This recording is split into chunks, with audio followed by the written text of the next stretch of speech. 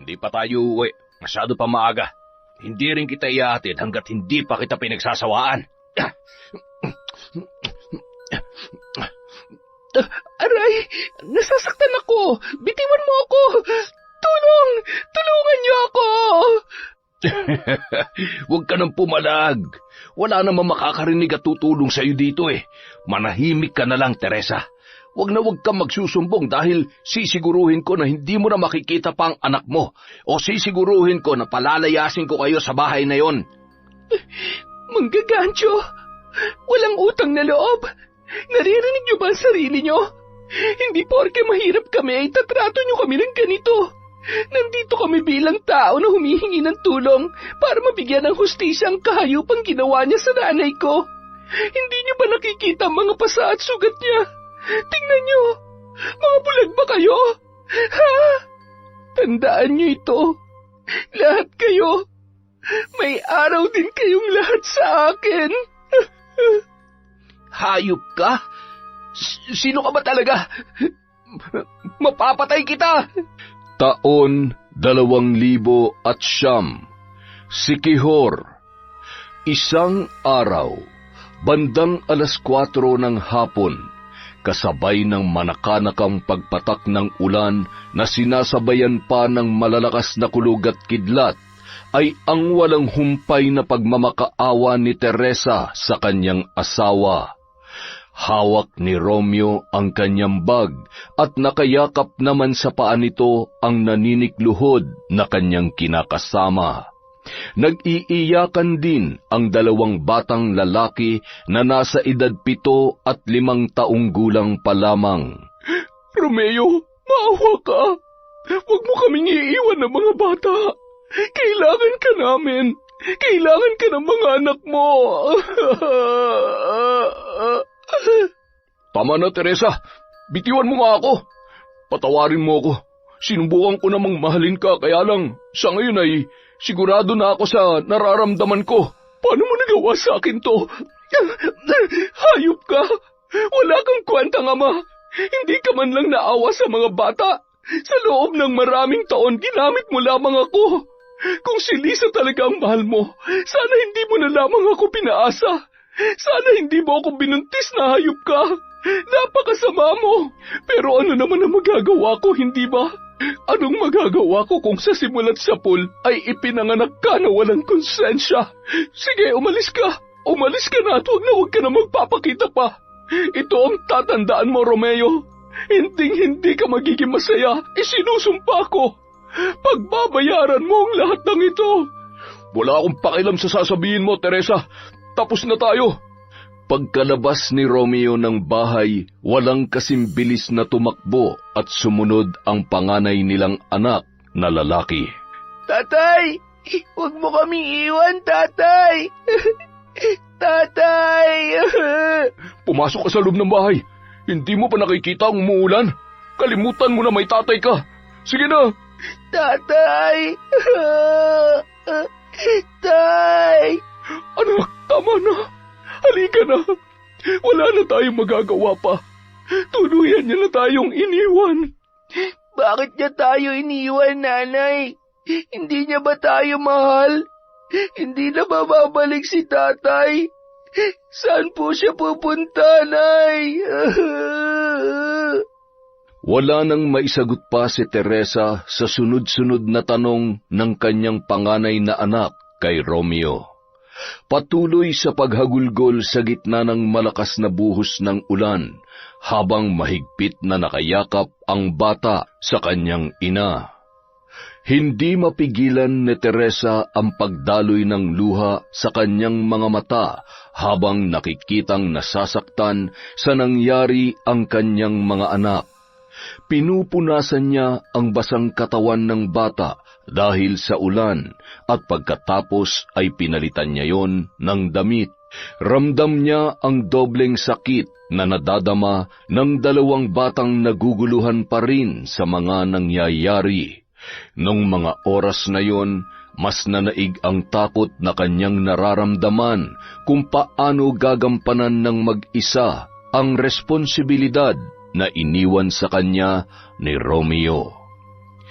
Ang panganay na anak na si Ara ay nasa edad 15 taon pa lamang at nag-aaral noon sa sekundarya. Anak niya yon sa una niyang asawa na pumanaw 5 taon pa lamang matapos nilang maikasal. Maswerte na nagkaroon sila ng anak bago yun pumanaw, ngunit alam niya ang hirap na magpalaki ng bata na walang katuwang. Bagay na muling gumugulo sa kanyang isipan noong mga sandaling yun. Walang mapagkukunan ng sapat na pera si Teresa para itaguyod ang araw-araw na pangangailangan ng kanyang mga anak. Ume-extra lamang siya sa paglalaba kay Don Gregorio.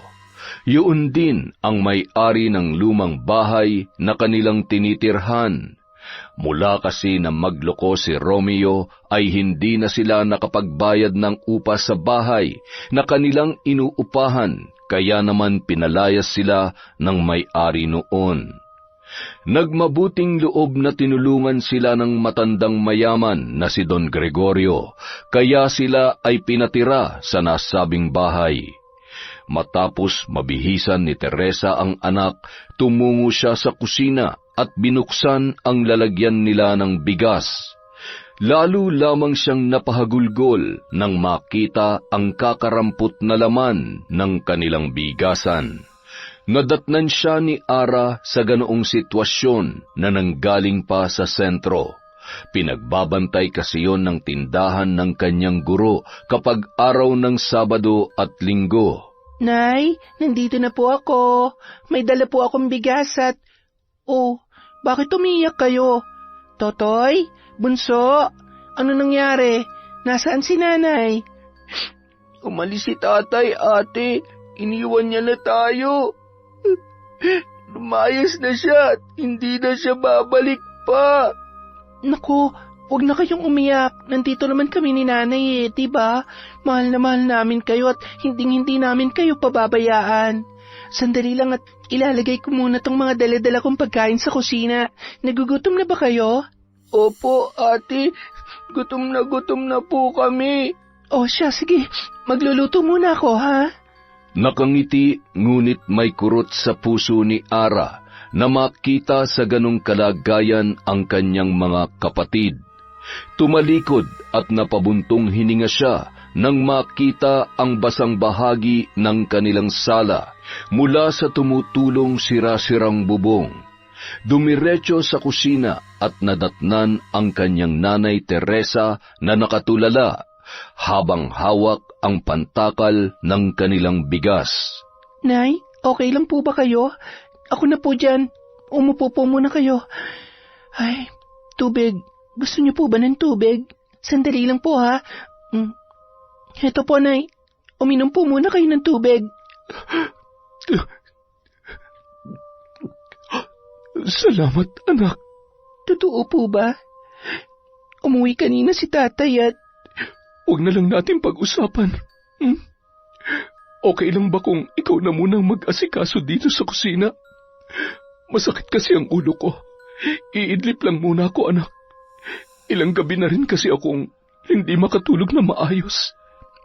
Masyado po kasi kayo nag-iisip ng kung ano-ano, kaya ayan. Sige nanay, magpahinga na po muna kayo. Huwag po kayo mag-alala, kaya natin to.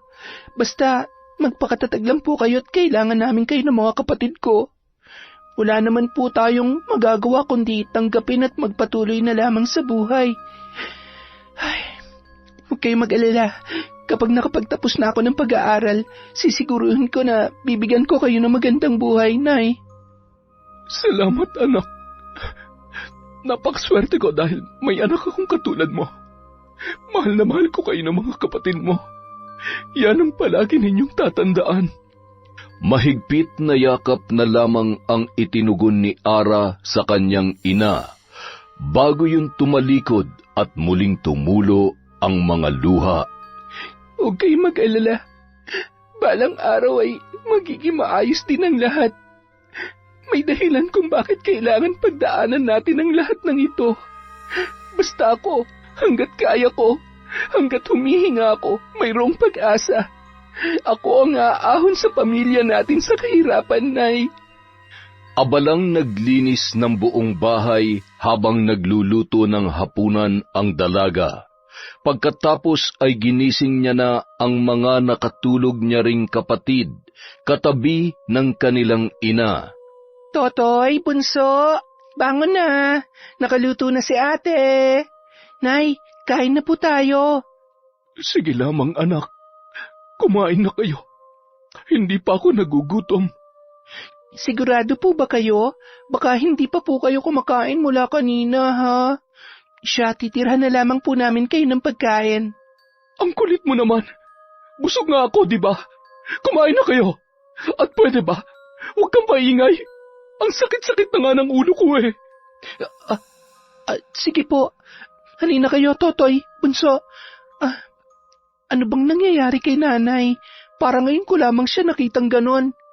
Siguro dahil masama lang talaga ang pakiramdam niya. Sige na, maupo na kayo. Kumain kayo na marami, ha? Marami tayong ulam ngayon. Masarap at paborito niya ang itlog at pansit canton, hindi ba? Opo, ate. Paborito namin to ni Bunso. Pansit canton at itlog. Kinabukasan, araw ng linggo. Nay, alis na po ako. Kalahating araw lang naman po ako magbabantay sa tindahan. Nagluto na po ako ng almusal ninyo.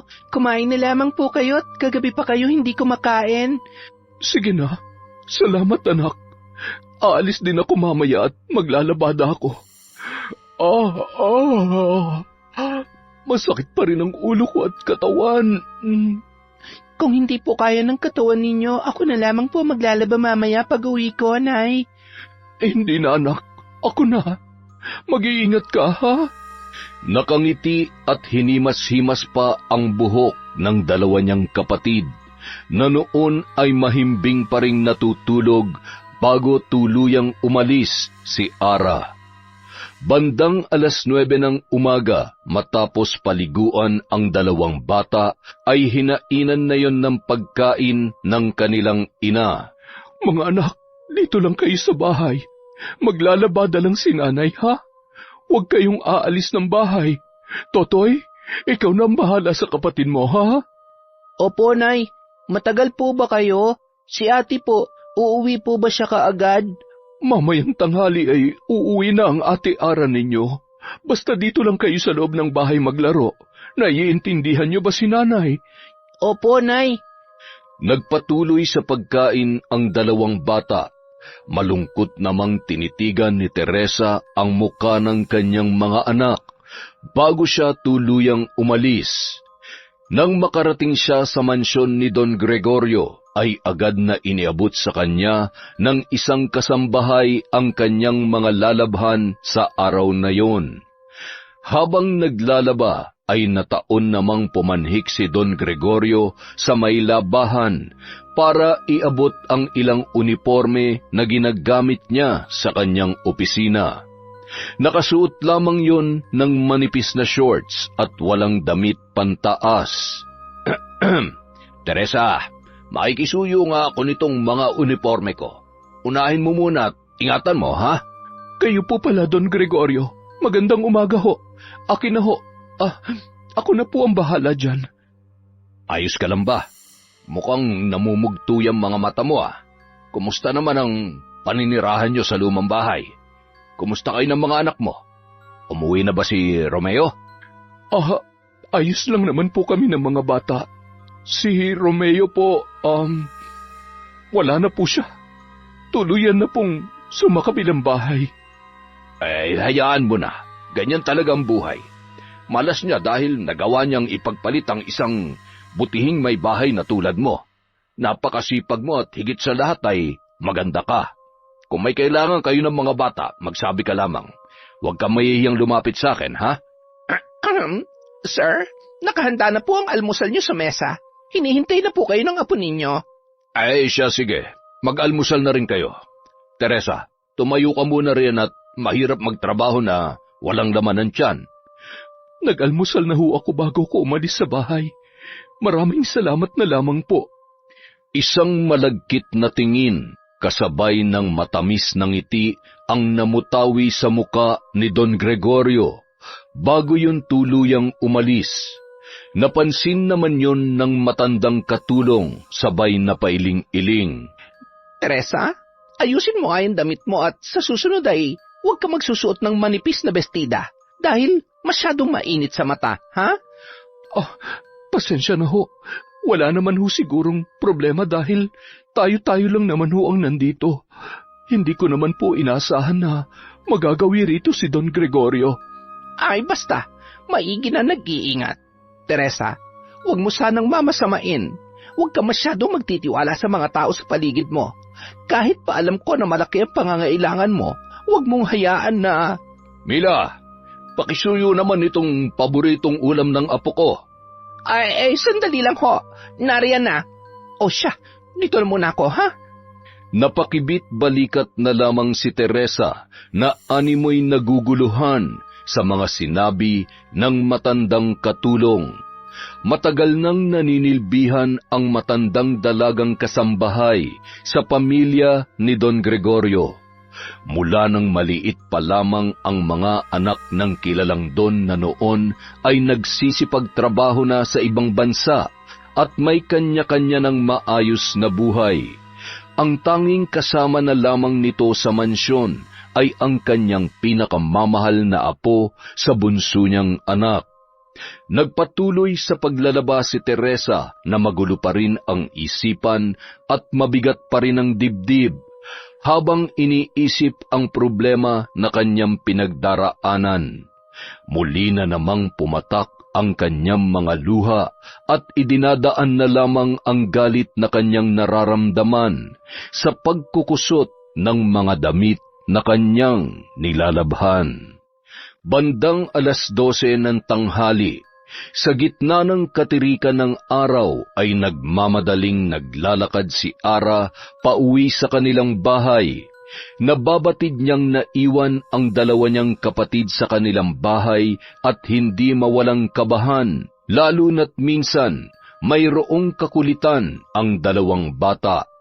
Natuwa naman siya nang madatnan ang mga yon na noon ay magkatabing natutulog sa sahig, hawak ang kani-kanilang paboritong laruan na regalo ng kanilang tatay. Binuhat niya ang mga yon at inilipat sa higaan. Nang kargahin ang kanilang bunsong kapatid ay napansin niya na inaapoy yon ng lagnat. Namumula rin ang muka at labi ng bata. Ay, Diyos ko po, inaapoy ka ng lagnat, bunso. Bunso, gumising ka. Anong nararamdaman mo? Masakit ba ang ulo mo? Tumango-tango na lamang ang bata, sabay nangilid pa ang luha. Agad na naglagay ng tubig sa palanggana at binanlian ng mainit na tubig hanggang sa maging maligamgam ang temperatura. Ipinunas niya yon sa katawan ng kanyang bunsong kapatid at pagkatapos ay pinalitan niya ng manipis na sando ang damit noon. Pinahiran niya ng langis ang talampakan ng kanyang bunsong kapatid. Kumalma naman siya nang mapansin na bahagyang pinagpapawisan na yon. Tinabihan niya ang bata at bahagya pang hinimas-himas ang likod at muli na yung nakatulog. Bandang 5:00 ng hapon nang si Ara ay magising, agad siyang nagligpit at nagluto ng hapunan. Maya't maya niyang sinisilip ang kanyang bunsong kapatid na noon ay hindi pa rin tuluyang bumababa ang lagnat. Maya-maya lamang ay dumating na rin si Teresa at dumiretso sa kusina sabay inilapag ang 2 kilong bigas na binili niya mula sa kinita sa paglalaba. Nay, mano po? Salamat, anak. Anong oras ka nakauwi? Kanina papuntang hali. Napagod po ba kayo? Oo, marami-rami yung nilabhan ko ngayon. Kumusta ang mga kapatid mo? Nasa kwarto ho. Natutulog ho, Nay. Si Bunso po pala nilalagnat. Ano? Ay, sandali. Diyos ko, pinainom mo ba siya ng gamot? Bunso! Bunso! Ay, oo nga, nilalagnat siya. Iabot mo sa akin yung gamot. Kailangan ko siya mapainom ng gamot. Nay, wala na pong laman yung... Wisit, kasalanan to ng lalaking yun. Kapag may nangyari sa anak ko, hindi ko mapapatawad si Romeo. Mapapatay ko siya. Mapapatay ko siya. Nanginginig ang kamay na ikinuyom ni Teresa. Niyakap siya ng mahigpit ni Ara na noon ay nakakahalata na sa paiba-ibang matinding emosyon ng kanyang ina. Nay, may naitabi po akong pera dito. Para po sana to sa project namin, pero may 2 linggo pa naman po ako para pag-ipunan yon. Ibibili ko na lang po muna ng gamot. Akin na. Akin na ang pera. Kailangan ko siya mapainom ng gamot. Hindi pwede magkasakit ang bunso ko. Sigurado ho kayo? Nay, sandali lang ho. Patakbo pang umalis si Teresa at wala man lamang pakialam yun sa damit niyang basa pa dahil sa paglalaba. Wala sa sariling pumara ng tricycle at sumakay yun papunta sa bayan. Pagkarating sa bayan ay agad siyang bumaba ng tricycle at dire-diretsyong naglakad na hindi man lamang naririnig ang boses ng driver na noon ay tinatawag siya. Aling Teresa! Aling Teresa! Yung pamasahin niyo po! Paktay kang bata ka. Boundary na sana eh. Wala yata sa sarili. Ay, ano ba nangyayari sa kanya? Baliktad pa nga ang tsinelas eh. Pambira naman, oo. Mukhang tuluyan na nga pinabayaan ng asawa. Ay, hindi bali na nga. Ay, pero nakakaawa talaga eh. Matapos bumili ng gamot si Teresa ay nagmamadali siyang lumabas. Napalingon sa bandang kaliwa na noon ay mayroong mag-asawa na magkahawak ang kamay. Bigla na lamang nagpantig ang kanyang pandinig at bahagyang nandilim ang paningin, dala ng labis na galit. Sinugod niya ang mga yun. Mga taksil! Mga hayop kayo! Papatayin ko kayo! Ale, ano ba? Bitawan mo nga asawa ko! Baliw! Okay ka lang ba, mahal? Humahagulhol si Aling Teresa na dinampot ang nabasag na bote ng gamot na kanyang binili. Pilit niyang dinadampot ang nabasag na bote at nanginginig ang kanyang mga kamay na sinasapo ang likido. Hindi. Kailangan uminom ng gamot ni Bunso. Kailangan gumalik na ang anak ko. Isang babae naman ang lumapit at nagpakalma sa kanya. Napansin niya na may malalim na pinagdaraanan si Teresa. Tinulungan niya yung bumangon at pinaupo sa tabi. Doon ay tuluyang bumuhos ang emosyon ng ginang at naikwento ang tunay na kalagayan ng kanilang pamilya. Isa sa mga tauhan ng mayamang babae ang inutusan niyang bumili ng gamot at ilang groceries. Ibinigay yon kay Teresa sabay pinasakay nila sa tricycle pabalik sa bahay nito. Mangiyak-ngiyak pa si Teresa na labis na nagpapasalamat sa babaeng tumulong sa kanya. Nang makababa ng tricycle ay nagmamadali yung naglakad. Halos hindi siya makahinga dahil sa sobrang kaba na nararamdaman nung mga oras na yon. Ramdam niya ang panlalamig ng kanyang buong katawan at halos mabitawan niya na ang may kabigatan niyang bitbit nang marinig ang nagpupumalahaw na si Ara at si Totoy. Bunso, gumising ka! Gumising ka! Hintayin mo si Nanay, Bunso!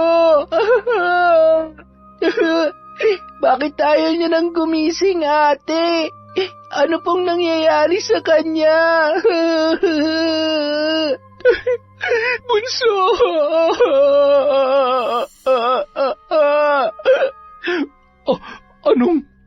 Ano nangyari, ha?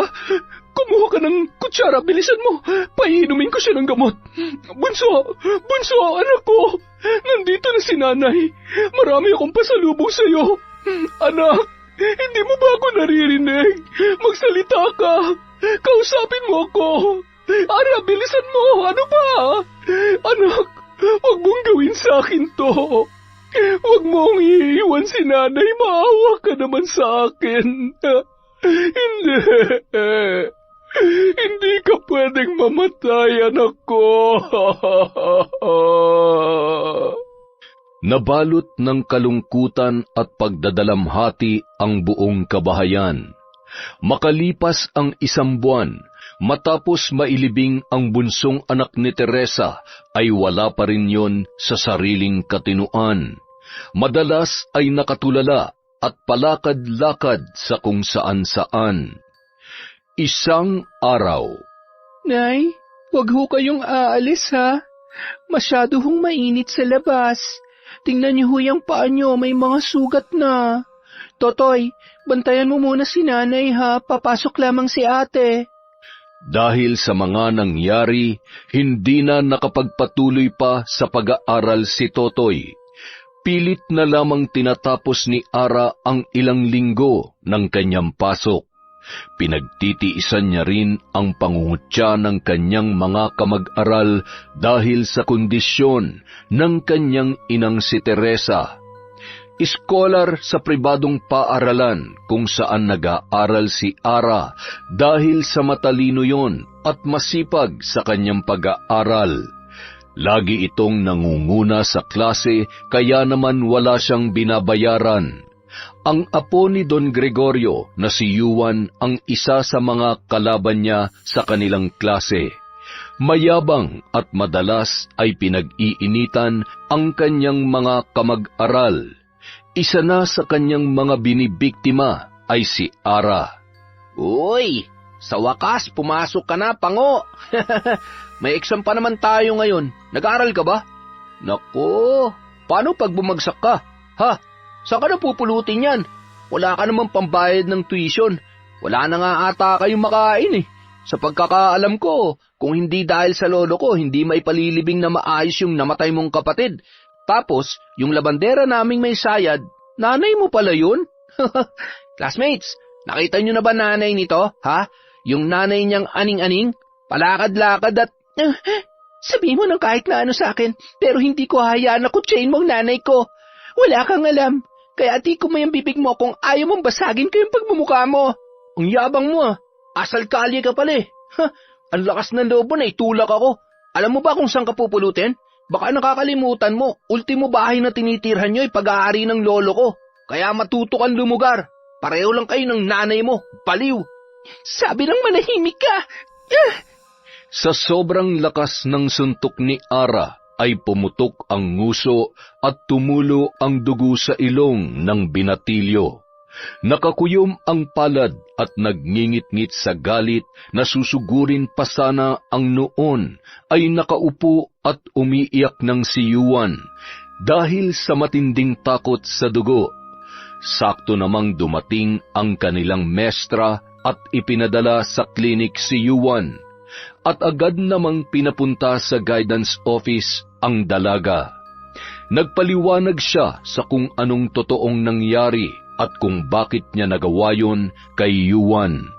Hindi naman siya pinaniwalaan dahil wala man lamang isa sa kanyang mga kaklase ang nagsalita para sa kanya.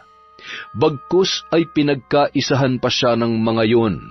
Suspendido at binalaan din siya na posibleng mawalan ng bisa ang pagiging iskolar niya, dahilan para manlumo ang dalaga.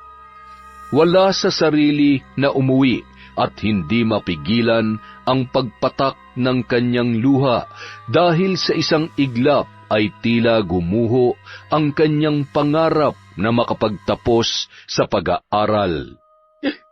Balang araw, pagsisisihan niyo ang ginawa niyo sa akin. Habang naglalakad at nagpapahid ng luha, napalingon siya sa mga taong nagkukumpulan at nagbubulong-bulungan. Mula sa di kalayuan ay nakita niya ang kanyang ina na nakadamit pantaas, ngunit wala yung shorts at wala ding sa pinangpaa. Gulo-gulo ang buhok. Sumasayaw-sayaw habang may hawak na manika at isang mahabang tinik na kulay itim. Pinagbababato pa yon ng mga bata at tinatawag na baliw. Walang kasing bilis na tumakbo si Ara papalapit sa kanyang ina at sinigawan ang mga bata na noon ay naghahalakhakan na tumatakbo papalayo. Ang sasama nyo! Napakasama nyo! Nay, tara na po. Umuwi na tayo. Naghihintay na po si Totoy sa bahay. Bakit po ba lumabas pa kayo? Sino ka? Huwag mo kong hahawakan. Ikaw ba ang kabit ng asawa ko? Oo, ikaw nga. Babarangin kita. Babarangin ko kayo. Lumayo ka sa akin. Pangit ka. Aray, Nay, ako to. Nasaan na yun? Diyos ko, bakit naman po kailangan namin pagdaanan ng lahat ng ito? Tulungan niyo po ako. Hindi ko na po alam ang gagawin ko. Huwag niyo naman po hayaan na mapahamak si Nanay. Nagpasya na lamang na umuwi muna sa bahay si Ara dahil natitiyak niya na naghihintay si Totoy at nag-aalala na rin nung mga oras na yon. Habang naglalakad ay nakasalubong niya si Totoy, umiiyak at tinatawag ang kanilang ina. Nang makita ang kanyang ate Ara ay agad yung tumakbo at yumakap ng mahigpit na animoy takot na takot. Ate, nawawala po si Nanay. Tumakas si Nanay, ate. Huwag ka nang umiyak. Tara na, umuwi na muna tayo. Magbibihis lang ako tapos hahanapin natin siya, ha? Tahan na. Samantala, habang palakad-lakad papunta sa mansyon ni Don Gregorio si Teresa, sakto namang nadaanan ng sasakyan yon ng matanda. Huminto ang sasakyan sa tapat ng babae at tinawag si Teresa. Teresa, saan ka pupunta? Halika, sumama ka sa akin. Gusto mo bang ihatid kita sa bahay mo? Siguradong hinahanap ka na ng mga anak mo. Mga anak ko? Ang ganda ng sasakyan mo. Pwede ba akong sumakay dito? Oo naman. Sige na. Dahan-dahan lang. Samahan mo muna ako, ha? Pagkatapos ay ihahatid na kita sa mga anak mo tapos bibigyan kita ng maraming pera. Okay ba yon? Pera? Oo. Gusto kong maraming pera. Bibili ako ng gamot sa bunso ko. May lagnat siya eh. Wala din baon si Totoy. Pagod na ang anak kong si Ara. Matalino yun.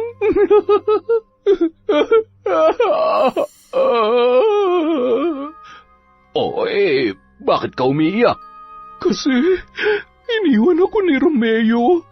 Inagaw siya sa akin ng malanding babae na yon. Tingnan mo to, paparangin ko sila para mamatay sila tapos papangit sila pareho. Hindi sila pwedeng maging masaya. Hindi pwede.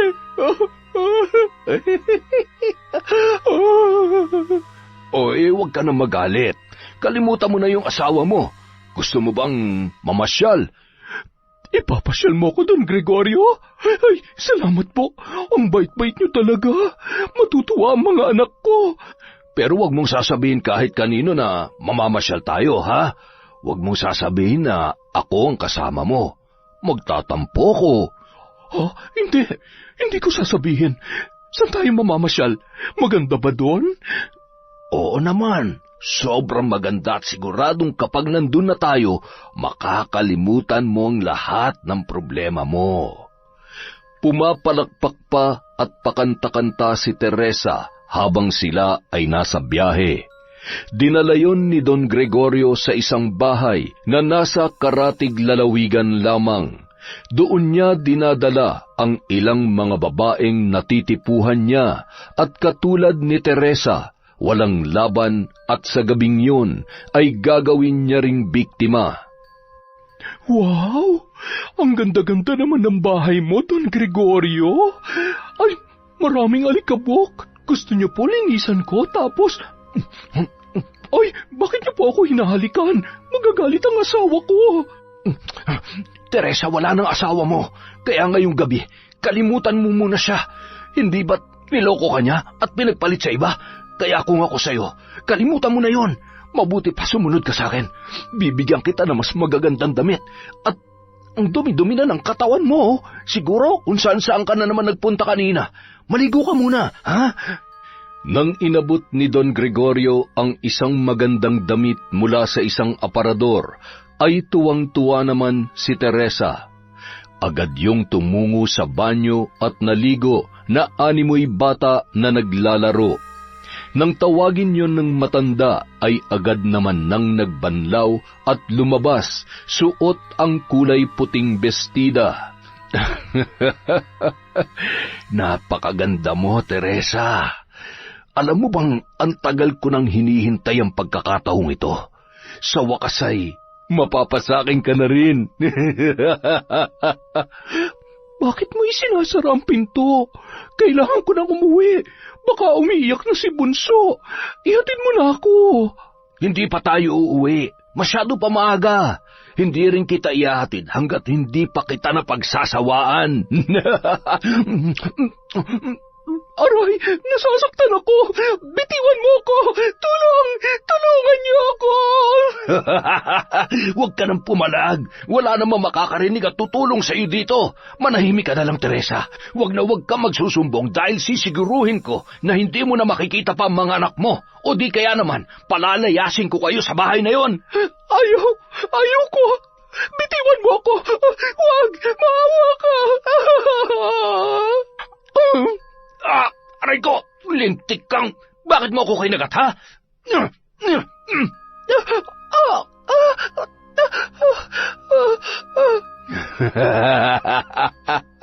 Wala ka nang kawala ngayon, Teresa. Akin ka na. Akin ka lang.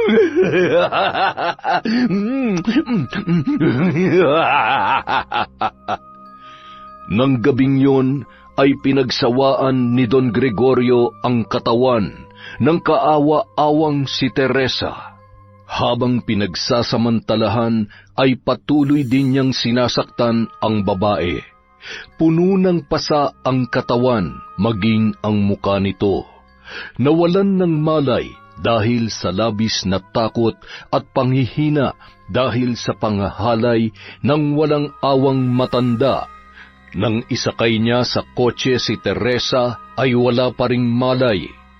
Nang makarating sila sa isang alanganing lugar, iniwan niya na lamang doon ang babae na nakahandusay sa gilid ng kalsada at nagmamadaliong sumakay at umalis. Samantala, mangiyak-ngiyak na rin ang magkapatid na sina Ara at Totoy na umuwi sa kanilang bahay. Inabot na sila ng 12:00 ng gabi at kapwa pagod na sa paghahanap sa kanilang ina. Ate, anong gagawin natin? Paano na si nanay? Baka sakaling makita siya ng mga tanod na hiningan natin ng tulong kanina at ihatid na lamang siya dito sa bahay. Ulan pa yata. Ipagdasal na lang natin na nasa maayos na kalagayan si nanay at makauwi siya ng ligtas. Ay, halika na. Kumain muna tayo at kanina pa kumakalamang sikmura ako eh. Ay, pasensya ka na, Totoy, ha? Alam kong hindi madali ang sitwasyon natin ngayon. Huwag ka mag-alala. Maawain ng Diyos at lilipas din ang lahat ng ito. Mahigpit niyang niyakap at hinimas-himas ang ulo ng kanyang kapatid na si Totoy. Kinaumagahan, nagising ang dalawa dahil sa sunod-sunod na katok sa kanilang pintuan. Tulungan niyo ako! Buksan niyo itong pinto! Nay, ano nangyari sa inyo? Bakit ang dami niyong pasa? Sino may gawa nito sa'yo? Huwag kang maingay. Isara mo ang pinto, bilis. Si Don Gregorio, masama siya. Papatayin niya ako. Papatayin niya ang mga anak ko. Shh, huwag kang maingay. Nay, ano ba talaga nangyari? Anong ginawa niya sa'yo? Nirape ka ba ng hayop na yon? Nay, sumagot ka! Huwag mong sabihin yan. Magtago tayo. Huwag kang lalabas. Shh, shh, shh. Napasalampak sa sahig, hawak ang ulo at napahagulhol na lamang si Ara. Sa itsura at takot na nababasa niya sa mukha ng kanyang ina. Nababatid niya ang kahayupang ginawa ni Don Gregorio kay Teresa. Nay, huwag kayo matakot. Kailangan natin magsumbong at pagbayarin ang may gawa nito sa'yo. Tumingin ka sa akin, Nay. Tutulungan ko kayo. Hindi natin palalampasin to. Halika na. Mahigpit na yumakap si Teresa kay Ara na animoy batang takot na takot at nangangailangan ng pagkalinga. Isinama rin nila sa barangay hall si Toto na hindi halos makapagsalita at naguguluhan sa mga nangyayari. Sa mukha nito ay mababanaag ang takot at kaba. Nang makarating sa barangay ay agad na nagsumbong si Ara sa kanilang kapitan at ilan pang opisyal ng barangay na naroroon. Kilala mo bang taong pinagbibintangan ninyo? Alam ko ang hirap na pinagdadaanan nyo, iha. Lalo na't ganyan ang kalagayan ng nanay mo. Pero hindi naman tama na gawin yung daan yan para manggancho. Hindi ba't si Don Gregorio pa nga ang tumutulong sa inyo? Napakawalang utang na loob nyo naman. Manggagancho, walang utang na loob. Naririnig nyo ba ang sarili nyo? Hindi porke mahirap kami ay itatrato nyo kami ng ganito. Nandito kami bilang tao na humihingi ng tulong para mabigyan ng hustisyang kahayupang ginawa niya sa nanay ko. Hindi nyo ba nakikita ang mga pasa at sugat niya? Tingnan nyo, mga bulag ba kayo? Ha? Wala sa tamang pag-iisip ang nanay mo. Paano kung gawa-gawa niya lamang sa imahinasyon niya mga pinagsasasabi niya sa'yo? Sinasabi ko sa'yo, iha, baka lalo lamang kayo mapahamak kapag itinuloy niyo pa ang pagrereklamo. Tandaan niyo ito, lahat kayo. May araw din kayong lahat sa akin. Tara nanay, Totoy, umuwi na tayo. Abat, masyadong matapang, wala namang sapat na ebidensya. Hay, ang aga-agay nakakasira ng araw. Matawagan nga si Don Gregorio at nang mapalayas ang pamilya mukhang pare-parehong may tililing. Noong araw din yun, nang malaman ni Don Gregorio ang tungkol sa mga nangyari, ay naglakas loob pa yung pumunta sa bahay ng mag-iina. Nang matanawan yon ni Teresa, ay wala yung kasing bilis na nagtago sa ilalim ng isang katre at takot na takot. Anong ginagawa niyo dito? Nakarating na po ba sa inyo ang pagrereklamo namin laban sa inyo? Nandito ako para iparating sa iyo ang labis na pagkadismaya ko sa mga nalaman ko. Ako pa talagang sisiraan ninyo? Ako na tumulong at siyang may-ari ng bahay na ito? Hindi ko mapapalampas ito lalong-lalo na't nalaman ko na sinaktan mo rin pala ang apo ko. Aba, hindi ka nga talaga ata marunong lumugar, iha. Mukhang sumusobra ka na. Sumusobra? Alam nyo, oo. Napakalaki ho ng utang na loob namin sa inyo, pero kahit kailan ho, hindi tamang pagsamantalahan ng kahinaan ng ibang tao.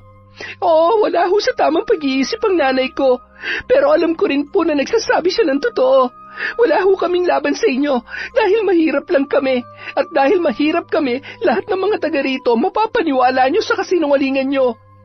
Aalis ho kami dito, pero ito lang po ang tandaan ninyo. Pagbabayaran niyo sa takdang panahon ang mga kasalanan niyo sa amin. Ni isa, wala pang nagtangkang kalabanin ako, iha. Siguraduhin mo lang na bago sumapit ang dilim, nakaalis na kayo. Kung hindi ay mapapaaga ang pagkatupok nyo hanggang sa tuluyang kayong maging abo. At ni isa walang tutulong sa inyo. Ingrata! Bitawan niyo po ang ate ko. Huwag niyo po siyang sasaktan. Ate! Nakangisi at dinuro-duro pa ni Don Gregorio ang dalaga na punong-puno ng pagbabanta. Nung araw ding yun, nag-alsabalutan ang mag-iina. 100 lamang ang laman ng pitaka ng dalagita. Sumakay sila ng tricycle papuntang bayan at doon ay maghahanap ng pwede nilang upahan. Naisip ni Ara na mas madali siyang makakahanap ng mapapasukan doon ng trabaho. Isang malaking kahon naman ang hindi binibitawan ni Teresa na animoy naglalaman ng importanteng bagay na kanyang pinakaiingat-ingatan. Kahit sa dalawa niyang anak ay hindi niya pinapahawakan yun. Habang sila ay nakatayo sa tapat ng isang botika, ay biglang kumaway ang kanilang ina sa isang magandang ginang na mayroong maayos na postura.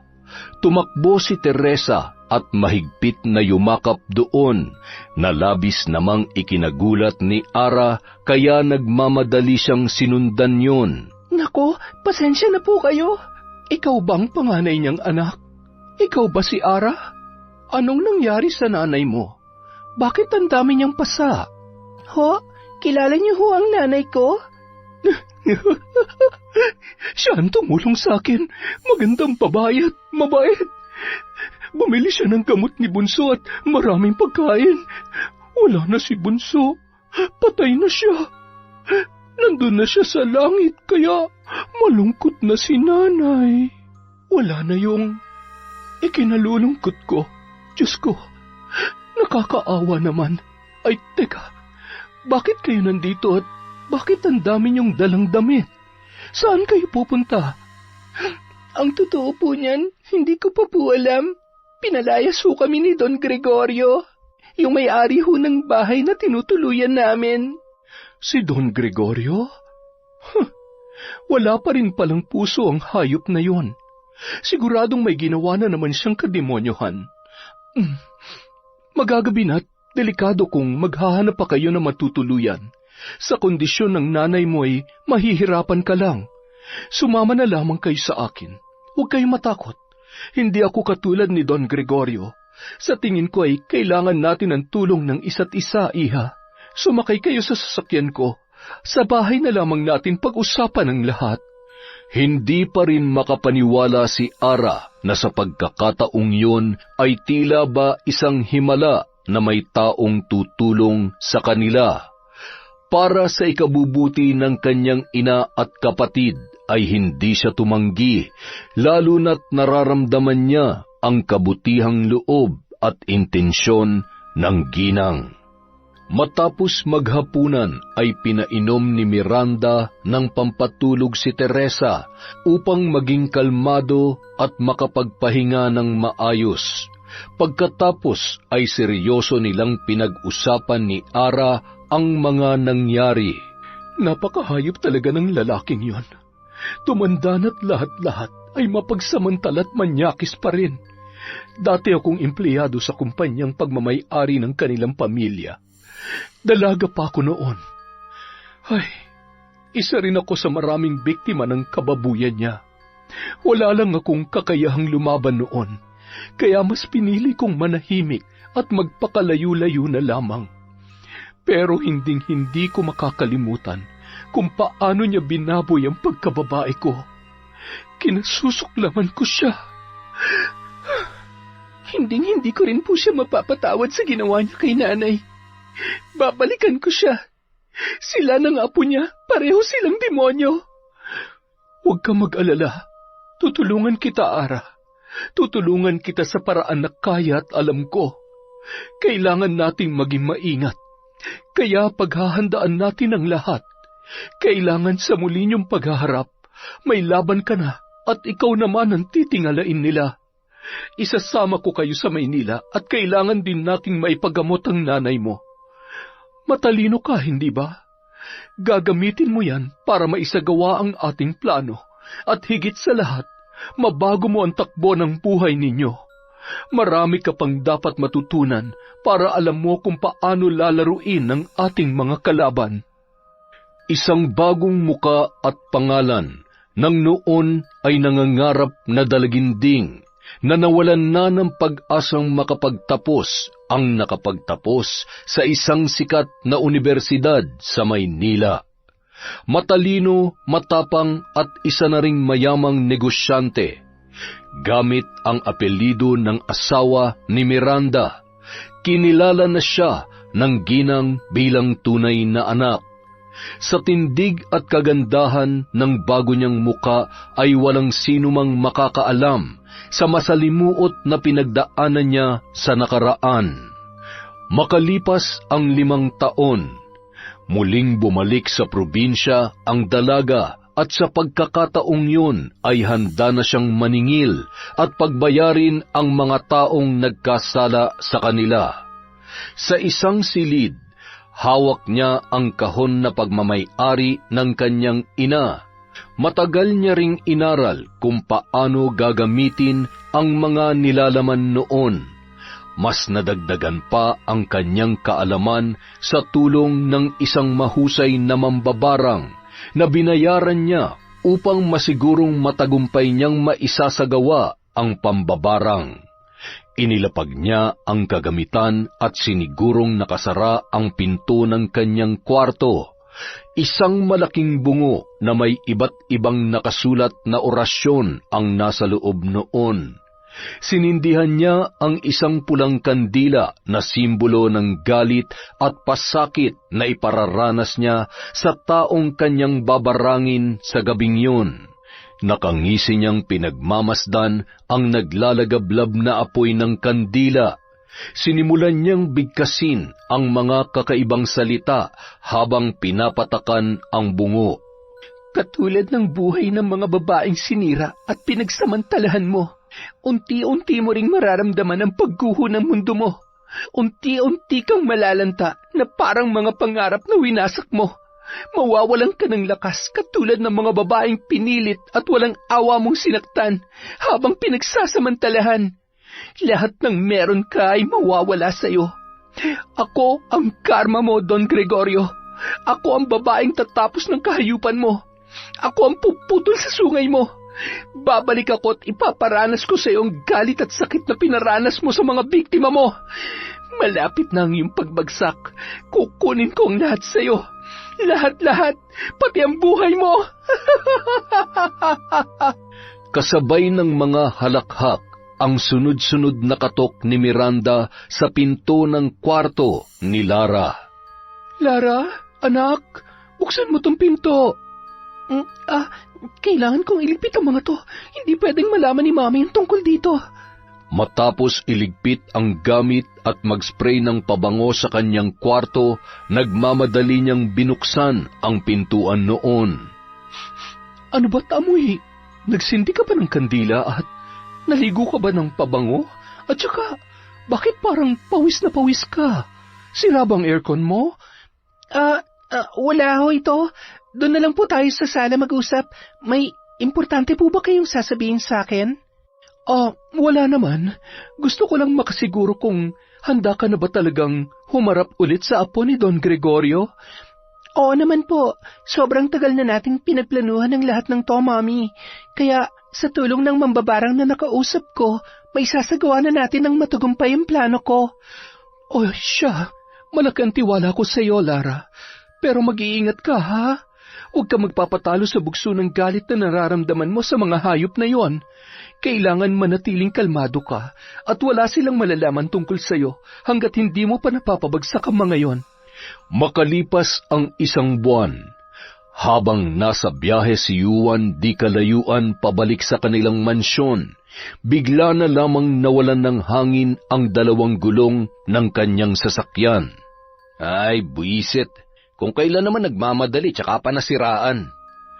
Padabog na lumabas yon at sinipa-sipa ang gulong, sabay na pabuntong hininga. Puros naman kamalasan ng araw na to. Buisit talaga. Maya-maya, bigla namang may tumigil na isang mamahaling sasakyan at bumaba ang isang magandang babae. Inalalayan pa yon ng 2 naka-uniformeng lalaki. Hi! Kailangan mo ba ng tulong? Ano nangyari sa kotse mo? Oh no! Mukhang napaglaruan ng gulong mo. Hi, I'm Juan. Parang ngayon lang kita nakita rito. Galing Maynila? Miss... Yes, Miss Lara de Guzman. Sandali lang ha. Kuya, can you help him fix his car? Alam mo, I'm sure sinadya to. Siguro marami kang kaaway, no? Wala naman. Napagtripan lang siguro. Buti na nga lang at hindi ako nadisgrasya. Ay, kung nagkataon, hindi sana tayo nagkakilala. Salamat. You're welcome. Ay, siya nga pala, baka sakaling matulungan mo rin ako. Plano ko kasing magpatayo ng mga bahay at negosyo dito sa lugar nyo. Baka sakaling may kakilala ka na... Tama lang palang nagkakilala tayo. Ang totoo niya, naghahanap ako ng buyer ng mga ari-arian namin. Mahina na ang lolo ko at may malubha na siyang karamdaman. Paisa-isa na ring nalulugi ang ilan sa mga... Ay, di ko naman maasikaso lahat ng mga negosyo niya. Nahihirapan ako dahil hindi ko naman mapantayin yung husay niya bilang isang negosyante. Mas kailangan kong pagtuunan ng pansin ang pag-aalaga kay lolo kaysa sa negosyo niya. Ang galing naman. Kaya tayo nagkakilala ngayon dahil ikaw din pala ang sagot sa problema ko, Yuan. Makalipas ang ilang buwan, halos lahat ng ari-arian ng matanda ay naibenta na kay Lara. Naging malalim ang pakikipagkaibigan ng dalaga sa apo ni Don Gregorio na si Yuan. Natutuwa naman ang matanda na makita ang babae na pinapangarap niya para sa kanyang butihing apo. Lara, iha, salamat sa pagdalaw. Maraming salamat sa walang sawang pag-aalaga mo sa amin ng aking apo na si Yuan. Alam mo, hindi ako nagkamali na sa'yo ko halos na ibenta ang mga ari-arian ko. Lalo na't alam ko at nakikita ko kung gaano ka kagaling sa negosyo. Kung mayroon man akong hihilingin ngayon, sana'y magkatuluyan kayo ng aking apo. Nakikita ko na nagkakasundo kayo. Alam mo ba na ni minsan ay wala pa siyang babaeng ipinakilala sa akin? Ikaw pa lamang. Kayo po talaga? Matalik na magkaibigan lamang po kami. At saka, hindi po ba alis din naman po siya kapag wala na kayo? I mean, kapag patay na kayo. Pero, hindi ko po sinasabi na malapit na kayo mamatay, ha? Ano lang po, nabanggit niya lang sa akin na kung sakali man, susunod na rin siya sa parents niya sa ibang bansa. Ay, nakakalungkot mang isipin, pero hindi ko nga yata matatakasan ang katotohanan yan. Hindi ko na rin maintindihan kung bakit hindi ako gumagaling. Kung ano-ano na lamang na sakit ang dumadapo sa katawan ko. Wala man lamang nagawa ang kayamanan ko para manatiling malakas ako. Ganyan po talagang buhay. Kaya nga po habang malakas pa tayo, piliin natin maging masaya at tumulong sa ibang tao. Para naman, kapag nawala tayo dito sa mundo, maaalala lahat ng kabutihan na ginawa natin. Libre maging masaya, basta wala tayong sinasagasaan na tao. Lalong-lalo na yung mga taong nasa laylayan, yung wala nang kakayanang ipaglaban ng kanilang sarili. Ay, ano ba yan? Naninikip ang dibdib ko. Pakiabot nga ang tubig, iha. Salamat. Alam mo, iha, sa lalim ng mga sinabi mo para namang masyadong mahirap ang pinagdaanan mo para maging ganap kang isang mayamang negosyante. Tama po kayo. Lahat po ng paghihirap ay pinagdaanan ko na bago ko narating ang buhay na meron ako ngayon. Kaya nga po, kung may tao man akong hindi makakalimutan, yun ay ang mga taong walang puso at mapagsamantala. Ay, sandali lang po ha. May itatanong lamang po ako kay Yuan.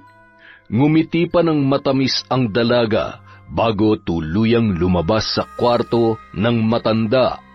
Ay, walang-wala pa yan sa sakit na mararanasan mo, tanda.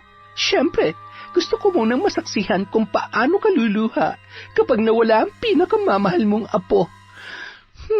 Nasa na nga ba yun? Yuan? Yuan?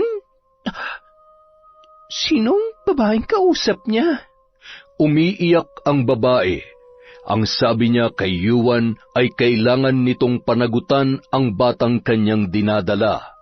Pinangakuan siya nito ng pagmamahal at pakakasalan. Sinabi rin niya na pinilit lamang siya ni Yuan. Bakit ba ang kulit mo? Gaano ka ba kasigurado na ako ang ama niyang dinadala mo?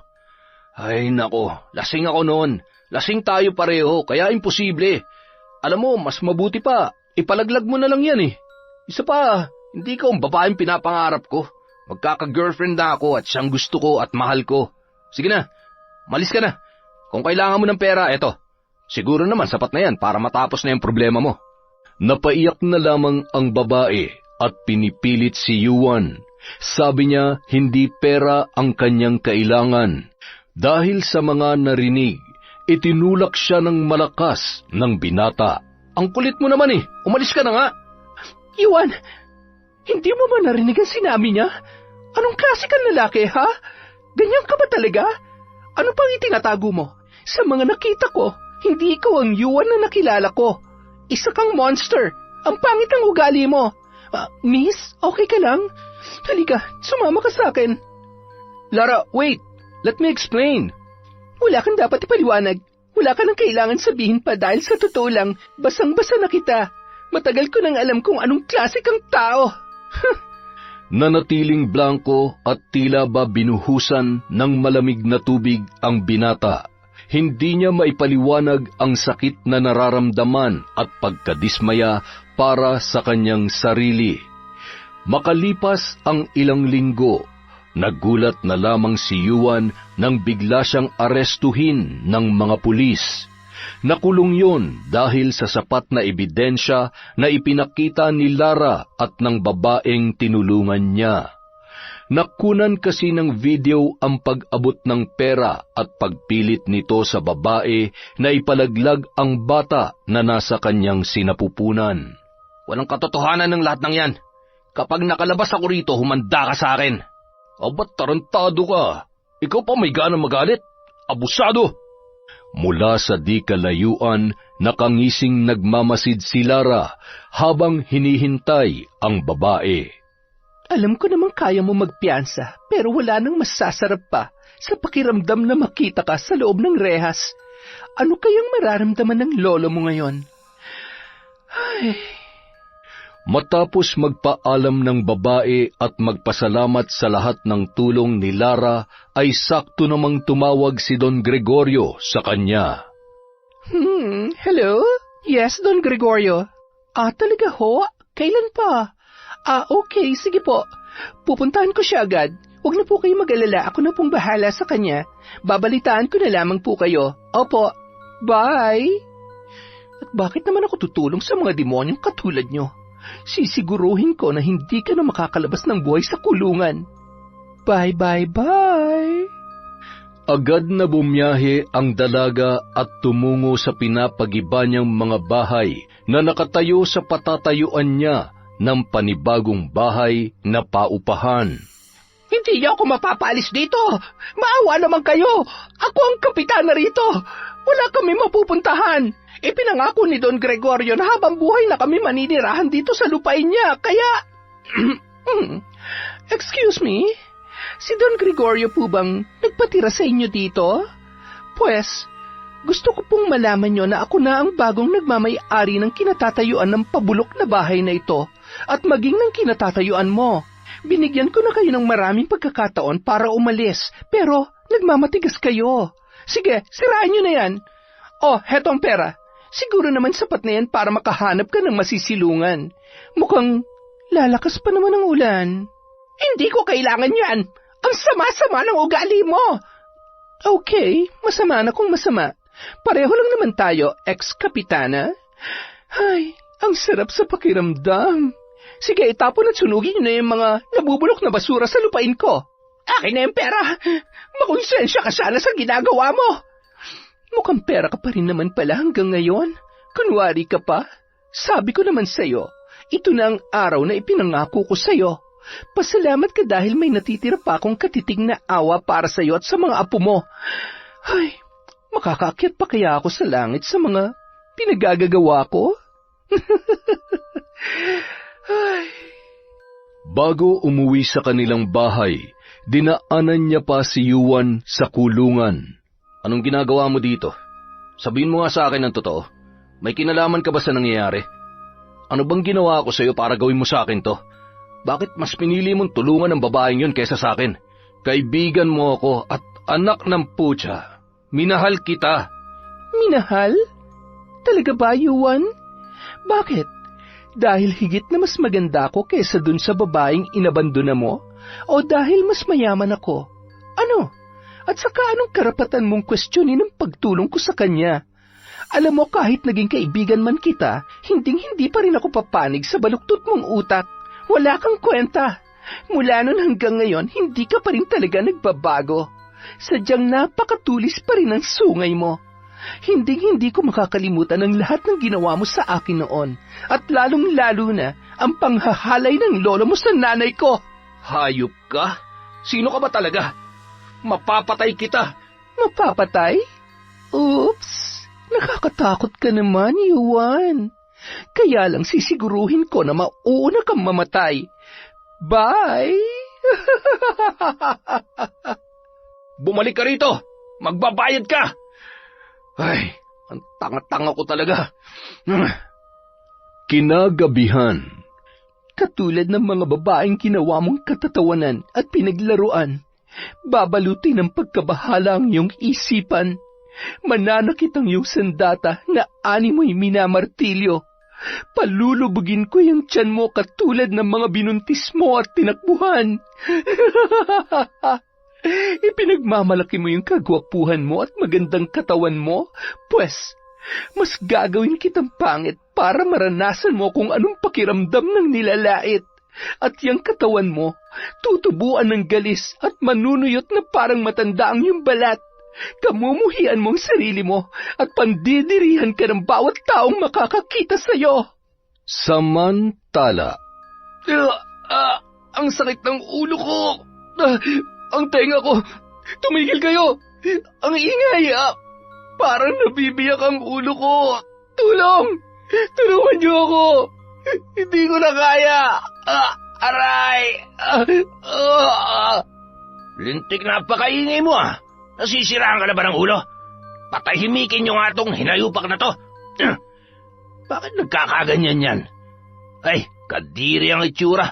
At anong nangyayari sa balat mo, ha? May sakit ka ba? Baka nakakaaway yan, ha? Ang lansa! At buhay pa, amoy nabubulok na!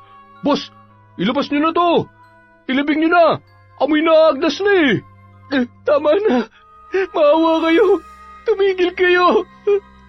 Lolo, tulungan mo ako. Kinabukasan. Don Gregorio? Don Gregorio? Ma'am Lara, masama po ang pakiramdam ni Don Gregorio. Nasa kwarto niya ho at ayaw din kumain. Ganun ba? Sige, ako nang bahalang magpakain sa kanya. Ay, hindi pa naman siya mamamatay. Hindi pa pwede. Kailangan niya munang magluksa para sa kanyang pinakamamahal na apo. Don Gregorio? Ay, Diyos ko, ayos lang po ba kayo? Pasensya na ho, ngayon lang ako nakapunta dahil abala ho ako sa negosyo at inaasikaso ko rin ho yung kaso ni Yuan. Pagkatapos kaninang umaga ho, nung bumisita ako ay... Kumusta ang apo ko? Makakalabas na ba siya? Don Gregorio, mamaya na ho. Kailangan niyo ho munang kumain dahil... Hindi ako kakain hanggat hindi ko nalalaman kung ano na ang kalagayan ng apo ko. Okay.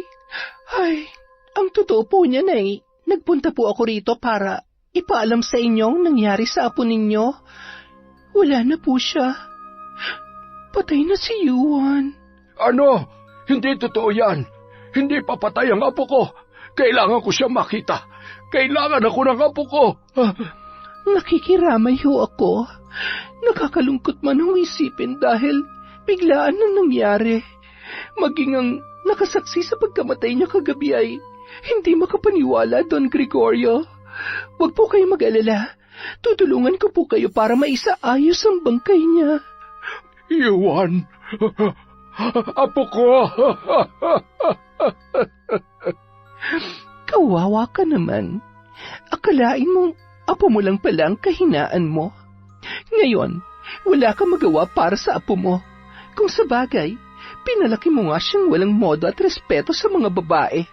Katulad mo, parehong-pareho lamang kayo. Huwag ka mag-alala.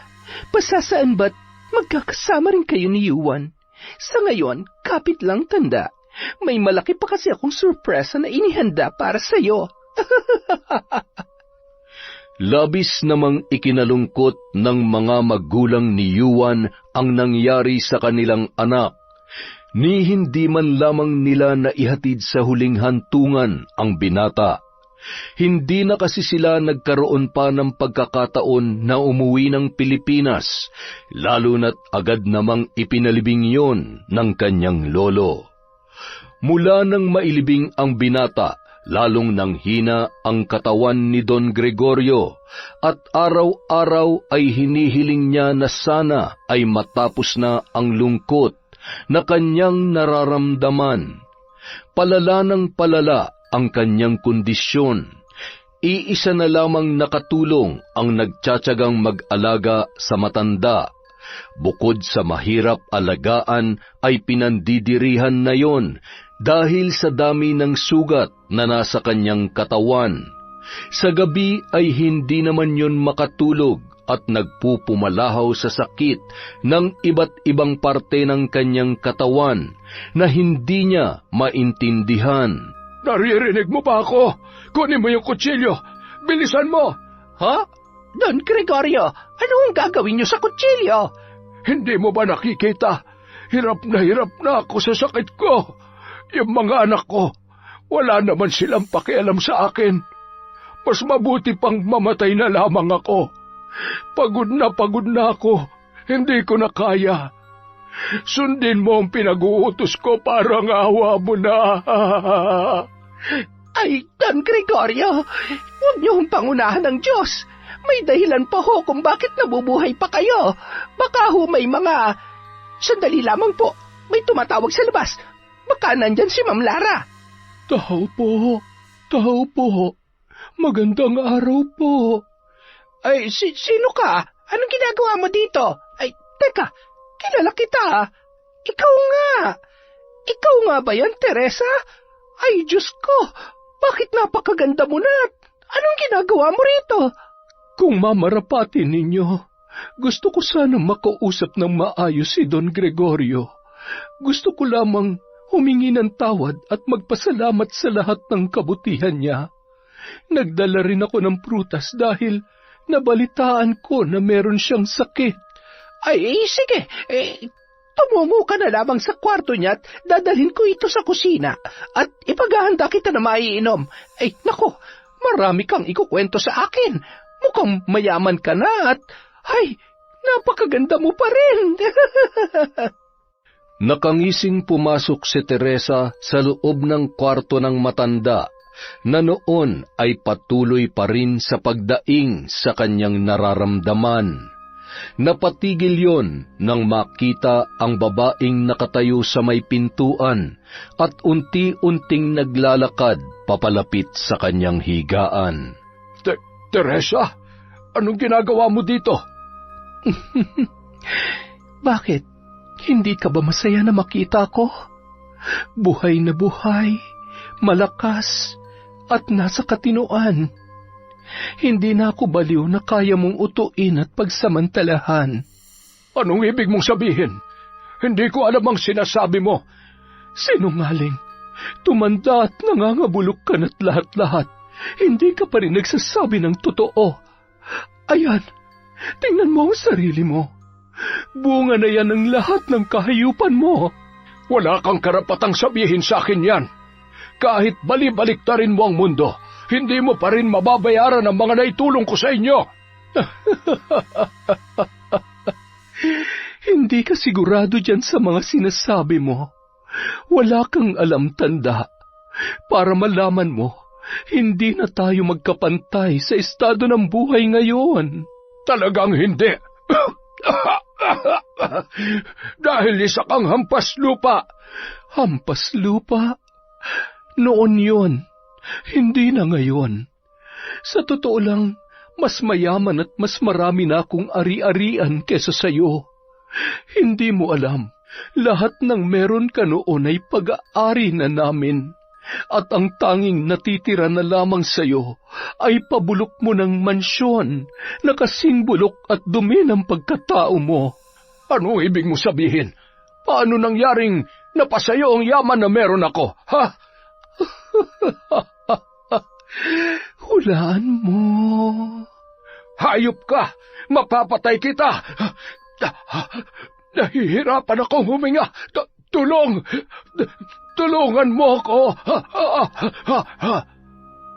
Makalipas ang ilang sandali, bigla na lamang nangiwi ang bibig ng matanda at hindi na nagawa pang magsalita, at ni katiting na boses ay wala nang lumalabas sa kanyang bibig.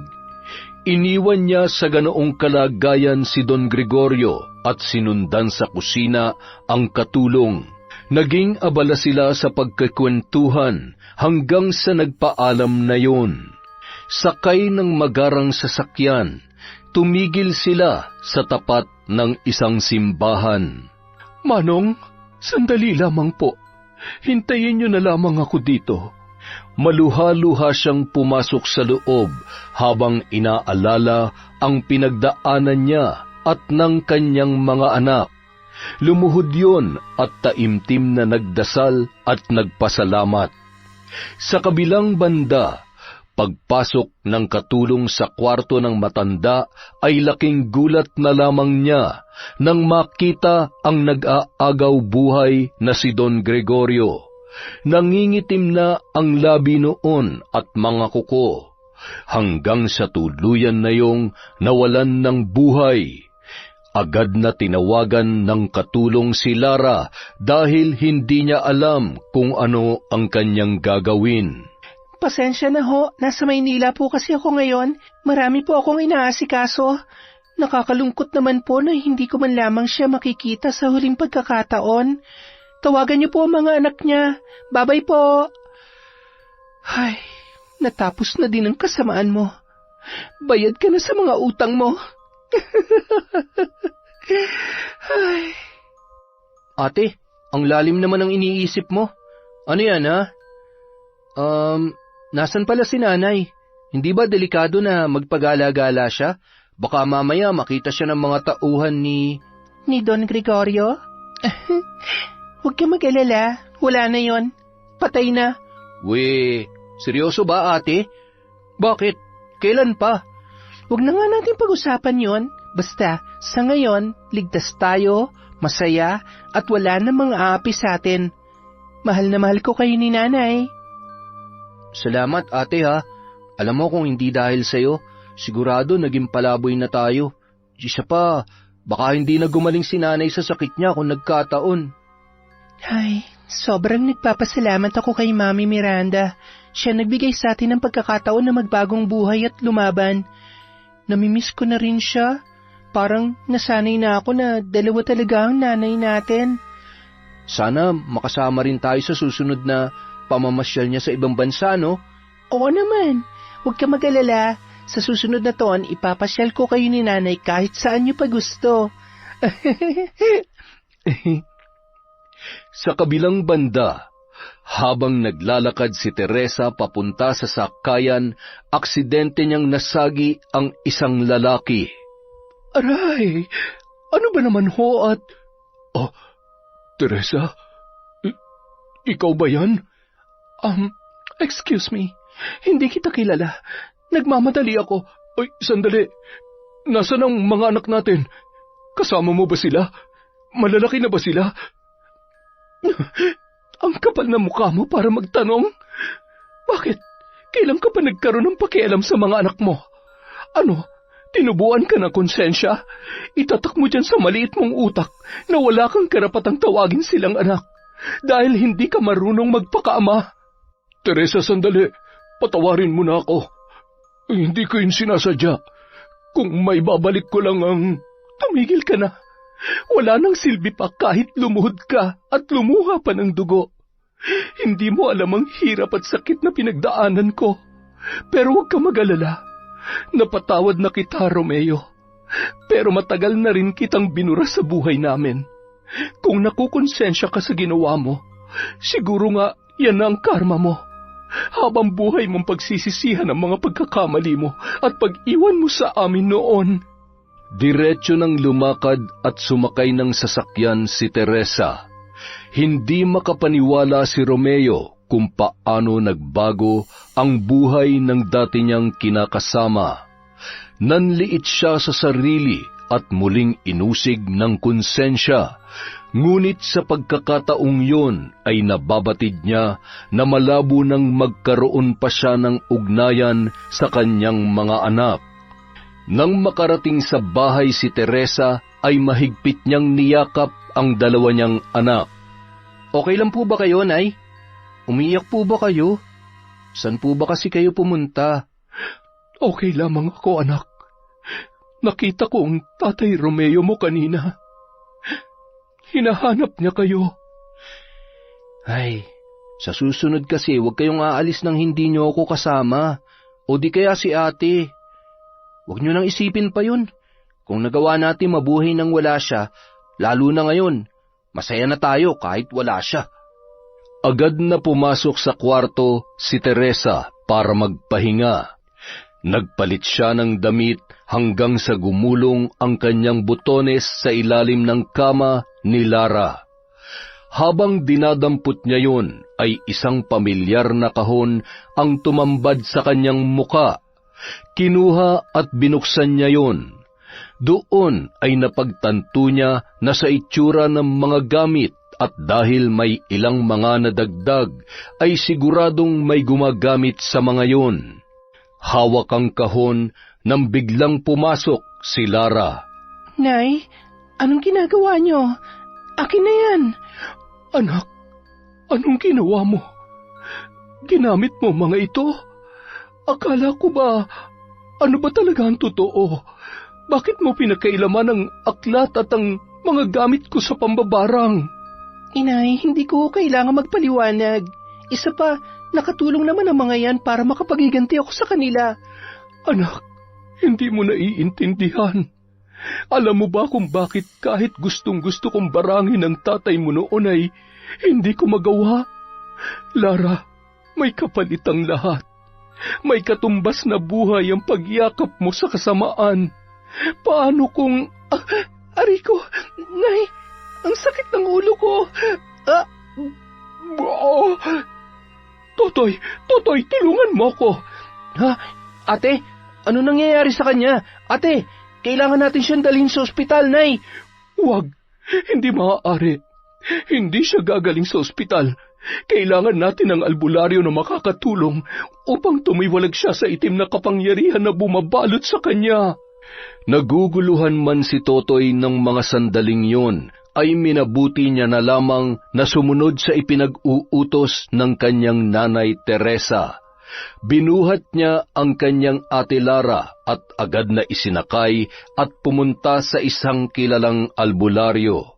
Bitbit naman ni Teresa ang kahon kung saan naroon ang mga gamit sa pambabarang. Wala nang malay si Lara nang makarating sila sa bahay ng matandang manggagamot. Matapos ilahad ni Teresa ang nangyari, ay agad naman nang isinagawa ni Mang Tino ang ritual.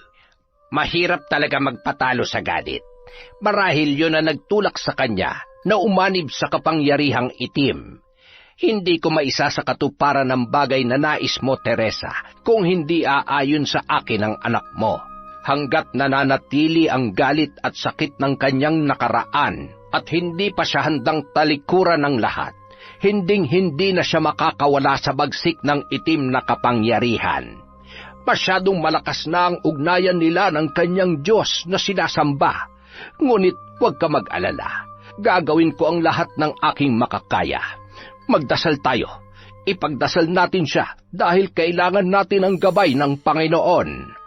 Itinali ni Mang Tino ang kamay at paa ni Lara habang wala pa yung sapat na lakas na magpumiglas. Pagkatapos ay inihanda niya ang kanyang mga kakailanganin.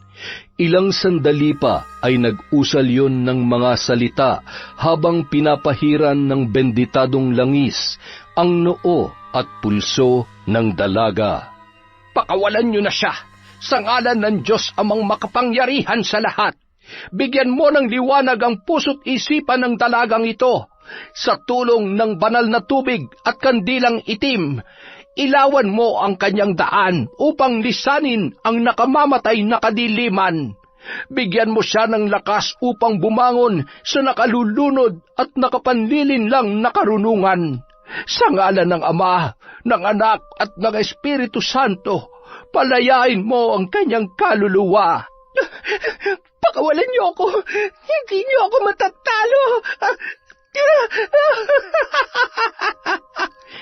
Ayaw mo talaga? Sige, magmatigas ka. Ang asin at ang buntot pagi na ito ang tatapos sa'yo. Tama na!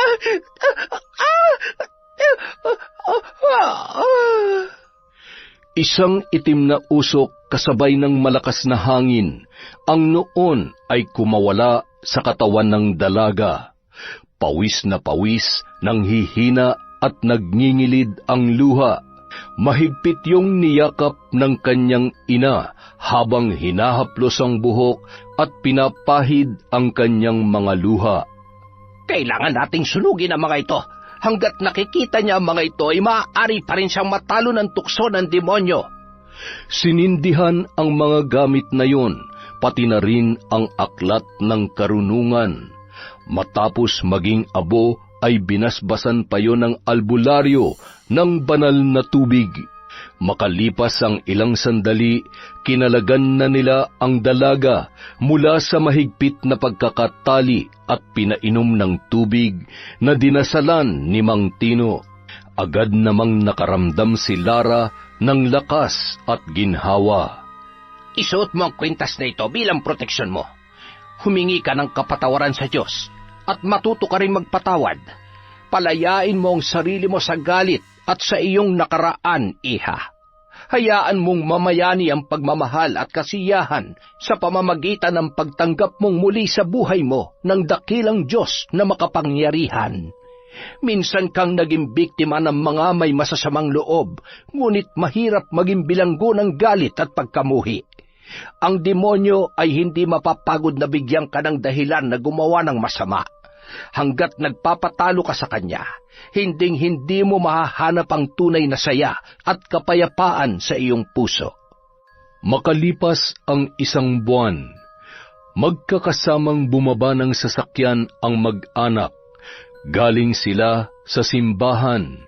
Anak, nakasalubong ko pala kanina si Kapitana nung bumili ako ng kandila. Salamat daw sa tulong mo at sa libreng pagpapatira doon sa bahay. Wala ho yun. Makabawi man lang ako sa kamalditahan ko nung pinasira ko ang bahay niya. Ay, kapag binabalikan ko ang mga nagawa ko, naging halimaw pala ako. Wala eh. Nagpatalo ko sa kagustuhan kong gumanti. Alam kong mali pero may pagkakataon na naiisip ko na yun talagang dapat sa kanila, lalong-lalo na kay Don Gregorio at kay Juan. Kung nabubuhay sila't mananatiling makapangyarihan, paano na lamang ang mga taong kayang-kaya nilang abusuhin at pagsamantalahan, katulad ng ginawa nila sa Yonay, sa ginawa nila sa atin. Maaaring mali yung paraan ng paghahanap ko ng hustisya, pero kapag inaapakan ka na, hindi pwedeng wala tayong gagawin para lumaban. Patawarin ako ng Diyos sa lahat ng mga nagawa ko. Hindi ko alam kung mapapatawad niya pa ako, pero hindi ako magsasawang lumuhod at humingi ng tawad sa Kanya. Anak, anumang kasalanan na nagawa mo, hinding-hindi ka niya huhusgahan at tatalikuran. Hindi siya tumitingin sa laki at dami ng kasalanan. Hindi nababawasan ang pagmamahal ng Diyos para sa atin. Ilang beses man tayong magkasala. Kaya nga, handa niyang pasanin ng krus para lamang matubos ang ating mga kasalanan. Kaya naniniwala ako na mas nakikita ng Diyos ang natitirang kabutihan dyan sa puso mo, ang pagsisisi mo, na minsang umanib sa tawag ng itim na kapangyarihan. Salamat po, Nay. Basta mula ngayon, kalimutan na natin ang lahat. Gusto ko po na maging masaya tayo sa buhay na meron tayo. Oh, bakit malungkot ata ang napakagwapo kong kapatid? May problema ba? Namimiss ko lang si Bunso. Siguradong kung buhay pa siya, masayang-masaya siya ngayon. Dati, pangarap lang namin ang magkaroon ng bahay, kotse, at maraming pagkain. Ngayon natupad na yun. Kaya lang, wala na siya sa atin. Huwag ka na mag-alala. Kung nasan man siya ngayon, alam ko masayang-masaya siya para sa atin. Hindi ba, Nay? Ayan, pinapaiyak niyo na naman si nanay. Halinga kayo dito. Mahal na mahal ko kayo, mga anak ko. Yun, napakaganda na naman ng kwento natin. Isang magandang araw po sa inyong lahat mula sa Kwentong Enteng. At dahil dyan, meron tayong shout out. Marami po akong utang na shout out. Simulan po natin kay Yachin Tamashiro. Hi kay Jude Soriano. Hello po kay Maria Agnes. Kay Mariam Bautista. Kay Ellen Kiano. Hi kay Alma Naong. Kay Agripina Balza. Hello po kay Ruben Cypress. Kay Vicky Yabut. Lagawang Xiao TV. Hello po kay Lemmy Seras. Kay Comega Mix. Kay Rods Labiaga. Kay Lady Dam. Shout out po kay Rosita Orenya. Kay Kalampanog Vlog from Jenilyn Rodrigo. Hello po kay Vilma Nabor. Kay Silent Bro from Lawi Kapastarlak. Hello po kay Monica Nieves. Kay Lance MBB. Hello din po kay Marites Nalika. Hi kay Hana Maylin Sesgundo. Kay Lorna Ramos at Luisa Ramos from, syempre, Elvira Ramos. Hi kay Mini C26 from Hong Kong. Hi din po kay Purificacion Pasinoble. Hello kay Charlene Gumansing, kay Ana Maria Lanza, sa Sibayan at Ventura family from Leonora Ventura. Hello po sa family ni Minerva Concepcion, kay Genevieve Virtusio. Hi po sa office mates ni Ginaline Sibayan sa Presidential Security Command, Malacanang. Saludo po sa inyo. Hi kay Melody Lagaras, kay Jeffrey Banaag from Camiguin. Hi kay Rina Vargas from Korea, kay Shari from Yokohama, kay Kat Burglar Cutie. Hello po, maligayang pagbabalik. Hi kay Chris Alcantara, kay RV Chong, kay Jerome Nacional, Lloyd Smith from Aussie, kay Dexter Romero from La Trinidad, Benguet. Hello po kay Susan Walker from Subic. Hi kay Tess Aguilar, kay Maria Lizette Manzano. Shout out kay Estela da Silva, kay Michi Ito from Yokohama, Japan. Hello po kay Shaina May Navarro, kay Carol Basaen from Singapore. Shout out kay Elizabeth Maramot from Bawan, Batangas. Hi Rosette Ersando, kay Janet Cisneros, kay Jenilyn Gusi. Shout out kay Mary Jane Tan Morillo, kay Danilo Chua, Lydia Lopez. Hello kay Chander de Guzman from Korea, kay Esperon W4K, kay Chloe Dia. Shout out kay Rosalie Sabroso, kay Merlin Ahmed Panigel, Jenny Imas, Carm Kelly. Hello din po kay Letty Ducay, Henry Ducay, Juno Ducay from Flordeline, Castillanes. Hi kay Micaela Marie Cortez from Sri Lanka, kay Rachel Ignacio. Hello po kay Raquel de la Luna from China. Hi kay Maria Rosalie Galandes, Liza Takada at kay Mafel Alacto. Maraming salamat po sa walang sawang pagsuporta sa Kwentong Enteng.